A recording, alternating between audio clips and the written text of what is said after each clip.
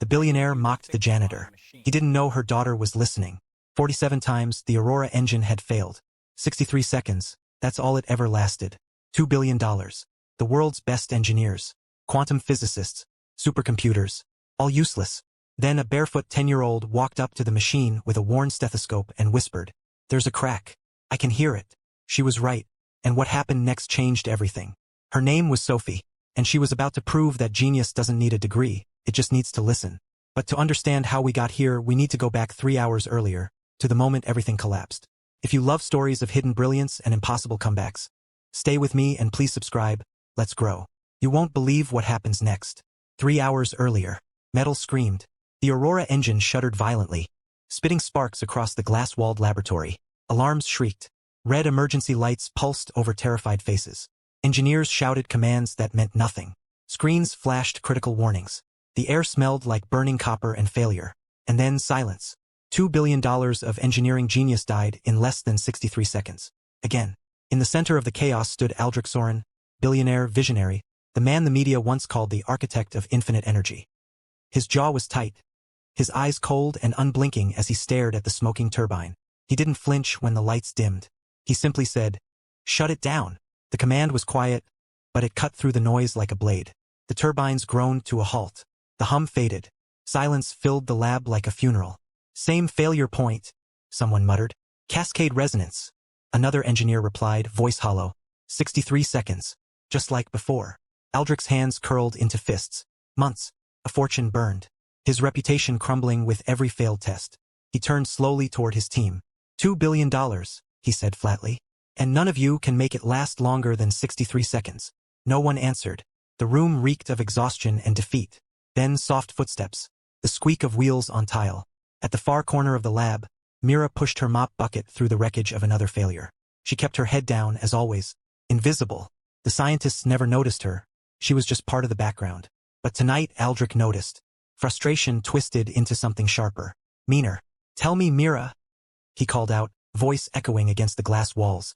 "Do you know how much genius costs?" She froze mid-step. "No, sir." $2 billion, he said coldly. "And all it buys me is failure." He gestured mockingly toward the dead engine. "Maybe you should take a shot at fixing it. Who knows? Maybe a janitor will succeed where the world's best engineers can't." A few people laughed nervously. It wasn't a joke meant to be funny. It was cruelty dressed as sarcasm. Myra's face burned, but she said nothing. She'd learned long ago that silence was safer. Then, from the doorway, came a voice, small, calm, and impossibly steady. "I could try." The laughter died instantly. Everyone turned. Standing in the threshold was Sophie, Myra's 10-year-old daughter. Thin, barefoot, clutching a small backpack to her chest. She'd been waiting for her mother to finish work, but the alarms had drawn her inside. Aldrich blinked. "You?" Sophie nodded. "Yes, sir." Myra's heart lurched. "Sophie, no." But Aldrich's irritation morphed into dark amusement. "All right then," he said, smirking. "If you can fix my engine, I'll give your mother $100 million. The room erupted in uneasy laughter. This was absurd. Insulting, even. But Sophie didn't smile. She didn't hesitate. She walked straight toward the massive turbine, her small frame dwarfed by the towering machine. "Mom," she whispered, eyes never leaving the engine. "It's crying." Mira frowned. "What?" "The engine," Sophie said softly. "It's not angry. It's hurt." Engineers exchanged skeptical glances, muttering "crazy kid" under their breath. Aldrich crossed his arms. "Go on," he said. "Let's hear the child's diagnosis." Mira grabbed Sophie's arm, her voice urgent. "We're leaving. Now." But Sophie slipped free and moved closer to the silver shell, still warm from the failed test. She stopped inches away, tilting her head, listening with something deeper than her ears. Aldrich watched in silence. He'd seen confidence before, but this was different, unshakable, unafraid. After a long pause, Sophie murmured, "It's not the power, it's the rhythm." Aldrich's brow furrowed. "Explain." She pointed at the lower mounting bracket. "When it spins, the beat skips, like a song that lost its time. Something small is out of sync. That's why it keeps breaking." The chief engineer scoffed. "We've analyzed every frequency, every resonance model." "Then your models are deaf," Sophie said quietly. That silenced the room. Aldrich studied her carefully. "How could you possibly know that?" "My great-grandpa fixed old airplane engines in the war," Sophie said. "He told me every machine has a heartbeat. You just have to listen." She reached into her backpack and pulled out something that looked completely out of place in the high-tech lab. An old mechanic stethoscope. Brass, dented, ancient. Gasps rippled through the crowd. Without waiting for permission, Sophie crouched beside the billion-dollar machine and pressed the stethoscope against the alloy casing. For nearly a minute, she didn't move, her ear tuned to vibrations no sensor had detected. Finally, she whispered, "There's a crack." The room exploded. "Impossible," an engineer shouted. "That alloy is tested to microscopic tolerances." Sophie shook her head calmly. "It's tiny, deep inside the mount. You can't see it, but I can hear it spreading. Every time you start the engine, the crack grows, and it shakes everything apart." Aldrich's voice dropped. "And how would you fix it?" She thought for a moment, then her face brightened. "Make it softer." Murmurs of disbelief spread like wildfire. "Go on," Aldrich pressed. "Replace the rigid bolt with copper," she said confidently. "Wrap it in a sleeve so the pressure spreads evenly. The crack won't grow anymore." "Copper?" someone scoffed. "That's primitive." But Aldrich raised his hand sharply. "Do it." "Sir, you can't be serious." "I said do it." His voice cut like steel. The engineers hesitated, then moved. Mira stood trembling, whispering desperately, "Sophie, what have you done?" Sophie only smiled. "It'll work, Mom. I promise." Minutes later, the modifications were complete. A copper sleeve. A loosened bolt. Prayer. Aldrich stepped back. "Start it." The turbines whined to life. Blue light pulsed through the reactor coils. The countdown began. 63 seconds. To 40 seconds, everyone held their breath. At 63, the failure alarm stayed silent. At 90 seconds, the hum grew steadier, cleaner. Sophie pressed the stethoscope to the casing, listening intently. "It's breathing now," she whispered. 3 minutes. 5. The engine didn't falter. Aldrich's hands trembled. "Keep it running." 10 minutes passed.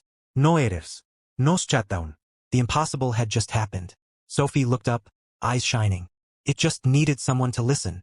For the first time in his life, Aldrich Soren, the man who thought genius could be bought, stood speechless before a child who owned nothing. That night, everything changed. The reckoning. When the timer finally crossed 600 seconds, the lab erupted in stunned cheers. Engineers embraced. Some wept openly. The Aurora engine, the curse that had haunted them for months, was alive. Aldrich whispered hoarsely, "Shut it down." The turbines slowed gracefully, winding to rest like a heartbeat finally at peace. Sophie looked up at him. "Did it work?" He turned toward her slowly. "It worked," he said quietly. "You did it." Myra's knees buckled. She grabbed the edge of a console and wept, silent, shaking tears of relief and disbelief. Aldrich's expression softened before hardening again. "Everyone out," he commanded. "Now." The engineers hesitated, then filed out silently. Only Aldrich, Mira, and Sophie remained. He approached the little girl, his voice low. "How did you know?" Sophie shrugged gently. "It told me." He frowned. "The engine." She nodded. "It doesn't like being pushed too hard. It just wanted to breathe." For the first time in years, Aldrich Soren had no answer. He knelt to meet her eyes. "You saved everything." Mira stepped forward, voice trembling. "Sir, about the money." He raised a hand. "I keep my promises." He moved to the control console, entered commands, and the system chimed. "Funds transferred. You'll never clean another floor again." Mira covered her mouth, unable to speak. Sophie blinked up at him. "Are you angry?" Aldrich exhaled deeply, then knelt before her. "No," he said softly. "I'm humbled." That word hung in the air like a confession. The transformation. The next morning, headlines exploded worldwide. Mystery girl saves billion-dollar energy project. Janitor's daughter outsmarts top scientists. The child who heard what machines couldn't. Media descended. Cameras flashed. The world wanted to see the girl who'd done the impossible. But Mira hated it. She'd spent her life invisible. Now the spotlight was blinding. That afternoon, she found Aldrich in his office, staring out at the city. "You made us famous," he said without turning. "We didn't ask for it," Mira replied quietly. He nodded. "I know." He looked back at her, guilt written across his face. "Mira, I owe you more than money. I owe you an apology. For every time I looked through you like you were invisible." Before she could respond, Sophie appeared in the doorway. "Mom? They're outside again." Aldrich crouched to her level. "Do you trust me, Sophie?" She tilted her head. "I don't know yet." He chuckled. The first genuine smile anyone had seen from him in months. "That's fair." Later that night, Mira began packing. She couldn't handle the attention. She planned to take Sophie somewhere quiet, far from cameras and chaos. As she carried their bags down the corridor, she found Aldrich standing alone beside the dormant engine. "You're leaving," he said. "Yes," she answered. "Sophie's had enough." He nodded slowly. "That machine almost destroyed me," he said quietly. "But if it hadn't failed, I'd never have met your daughter." Myra's voice cracked. "She's just a child." He shook his head. "No. She's a reminder that brilliance doesn't need credentials." Sophie appeared, half asleep. "You're not going to stop fixing things, are you?" Aldrich smiled faintly. "I don't think I know how." She nodded. "Then just listen more." He chuckled softly. "I will." When they left, the lab felt emptier. But in that emptiness, something new began to grow. The new vision. Aldrich called an emergency board meeting.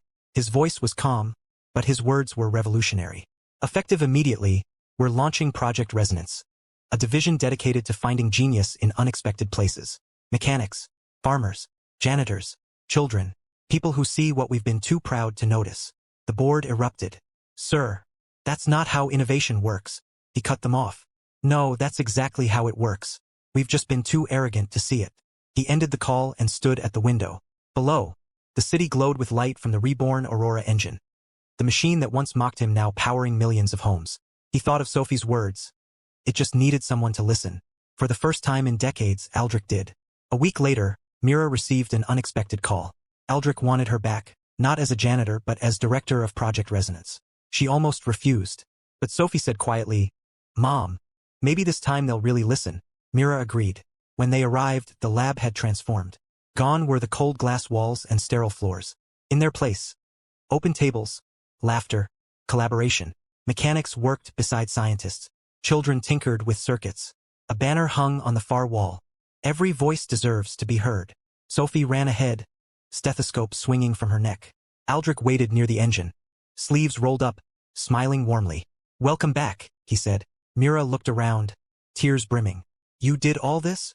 He nodded. "You inspired it." He turned to Sophie. "I need your help again." She grinned. "Another broken thing?" He smiled. "Something like that." She pressed the stethoscope to her chest. "Then let's listen first." In that moment, the billionaire, the janitor, and the child stood together. Not as employer and worker, not as rich and poor, but as equals learning to hear the heartbeat of a world they'd almost ignored. 1 month later, Sophie stood before a room full of engineers, PhDs, veterans, experts, teaching them her great-grandfather's gift. "Close your eyes," she said softly. "Feel the vibration. Every machine will tell you what's wrong. You just have to listen." Aldrich watched from the doorway, heart full. He whispered to himself, "All this time, I thought genius was about control, but it's really about connection." Outside, the city glowed under sustainable energy, powered not by dominance but by harmony. Children played in streets lit by the Aurora grid. Families gathered in homes warmed by innovation born from humility. And somewhere in the lab, a little girl with a worn stethoscope pressed her hand against a humming engine, perfectly in tune. Mira joined Aldrich quietly at the window. "She's already changed so many lives," she said softly. He nodded. "She changed mine first." They stood in comfortable silence, watching the city they'd helped transform. If you believe every voice matters, that brilliance exists everywhere, then you belong here with us. Subscribe, share, and comment below. Because maybe your voice, your story, will change everything next.